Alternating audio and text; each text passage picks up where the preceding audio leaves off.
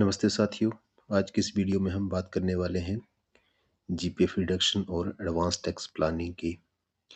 हम सभी जानते हैं कि 1 अप्रैल से फाइनेंशियल ईयर 2025-26 आरंभ हो चुका है और मोस्टली एम्प्लॉय जो हैं वो अपनी जीपीएफ सब्सक्रिप्शन को अप्रैल में बढ़ाते हैं और अपने टैक्स की प्लानिंग भी इस महीने में करते हैं। तो अपने टैक्स की प्लानिंग हम किस प्रकार से करें, आज इस वीडियो में हम समझने वाले हैं। सबसे पहले हम जीपीएफ की बात करने वाले हैं। तो जीपीएफ जब हम बढ़ाते हैं तो उसमें सेंट्रल प्रोविडेंट फंड रूल्स 1960 का रूल जो 8 है वो ये कहता है कि मिनिमम और मैक्सिमम सब्सक्रिप्शन कितनी हो सकती है। तो मिनिमम सब्सक्रिप्शन की हम बात करते हैं।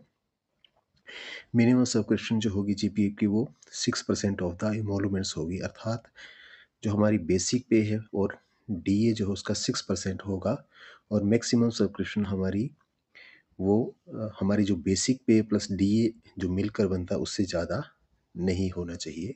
एक एग्जांपल से इसको हम समझते हैं कि एक एम्प्लॉई पर मंथ बेसिक पे उसकी 50,000 रुपये है और डीए 19,000 रुपया ले रहा है, तो दोनों 69,000 बनते हैं।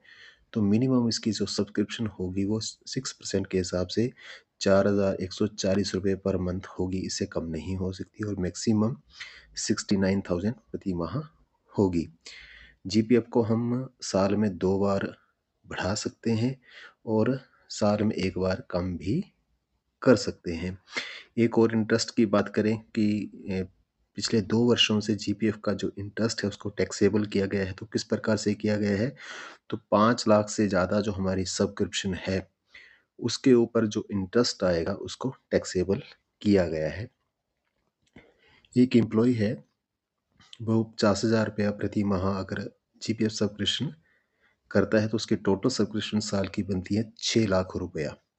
तो अगर 6 लाख रुपए की बात करें तो उसमें जो 5 लाख तक का जो इंटरेस्ट होगा वो टैक्स फ्री होगा, एग्जेम्प्टेड होगा टैक्स से, और 1 लाख के ऊपर जो इंटरेस्ट आएगा वो टैक्सेबल होगा। अब हम एडवांस टैक्स की बात करते हैं कि एडवांस टैक्स की प्लानिंग हम किस प्रकार से करें। तो इनकम टैक्स का सेक्शन 208 ये कहता है कि जिनकी टैक्स लाइबिलिटी 1 वर्ष में 10,000 से ज़्यादा बनती है उनको एडवांस टैक्स कटवाना अनिवार्य है। फ़ायदे क्या हैं इसके? तो फ़ायदे ये हैं कि फरवरी में हमें जो टैक्स है वो इकट्ठा पे नहीं करना पड़ेगा। कैलकुलेट किस प्रकार से करें, हम इसकी डिडक्शन किस प्रकार से करें?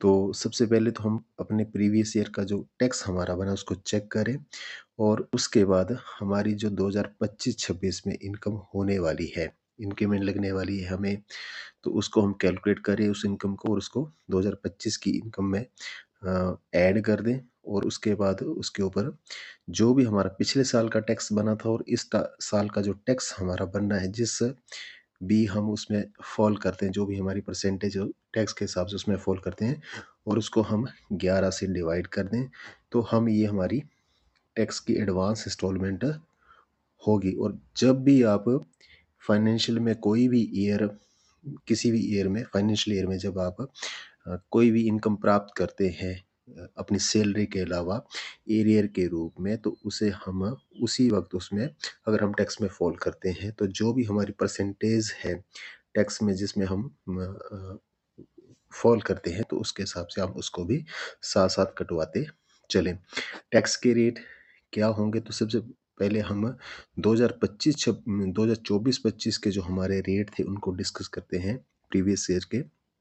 इसमें 3 लाख तक रुपए तक का टैक्स नील था। 3 से 6 लाख तक की इनकम तक 3% के हिसाब से 15,000 रुपया। 6 से 9 लाख तक की इनकम पर 10% का रेट है, 30,000 उसमें बनता है। और 9 से 12 लाख तक की इनकम पर 15% रेट था, 3 लाख उसमें 45,000 रुपया, तो ये टोटल टैक्स 90,000 रुपया बनता था। 12 से 15 लाख तक की इनकम का जो रेट था वो 20%, इसमें भी 3 लाख रुपए इनकम आती है, 60,000 रुपये यहाँ बनता है। और 15 लाख से ऊपर 30% का टैक्स के साथ रेट के हिसाब से टैक्स बनता था। 75,000 रुपये उसमें स्टैंडर्ड डिडक्शन थी और साथ ही साथ उसमें जो एम्प्लॉयर शेयर, जो एनपीएस एम्प्लॉई है, उनका एम्प्लॉयर शेयर उसमें से लेस हो जाता था। और 7 लाख तक की जो टैक्सेबल इनकम थी, अगर हमारी 7 लाख, ये दोनों स्टैंडर्ड डिडक्शन और एम्प्लॉयर शेयर लेस करके अगर हमारी 7,000 तक की इनकम रह जाती है, तो 7 लाख की इनकम रह जाती है, तो उसमें टैक्स जो था वो नील था, उनको कोई टैक्स नहीं देना होता था। अब हम बात करते हैं कि 2025-26 के रेट, तो हम सभी जानते हैं कि 2025-26 के रेट में गवर्नमेंट द्वारा चेंज किया गया है। तो किस प्रकार से वो चेंज किया गया है? अब उसमें जो हमारा टैक्स है, 0 से 4 लाख तक इनकम तक का उसको 0 कर दिया गया है। 4 लाख से 8 लाख की इनकम तक 5%, जिसमें कि 4 लाख रुपए की इनकम आती है, उस पर अगर कैलकुलेटर 5% के हिसाब से तो 20,000 रुपया टैक्स बनता है। और 8 से 12 लाख तक की इनकम तक 10% के हिसाब से 40,000 टैक्स बनता है। 12 लाख से 16 लाख तक की इनकम तक 15% के हिसाब से 60,000 रुपया टैक्स बनता है। तो इस प्रकार से हम बात करते हुए टोटल टैक्स जो हमारा 8 से 12 लाख तक की इनकम तक था, वो यहाँ पर 60,000 बनता है। जबकि हम प्रीवियस उसकी बात करें रेट्स की, तो उसमें 90,000 रुपया हमारा बनता था। तो इस साल हमें उसमें 30,000 रुपये की सेविंग होने वाली है।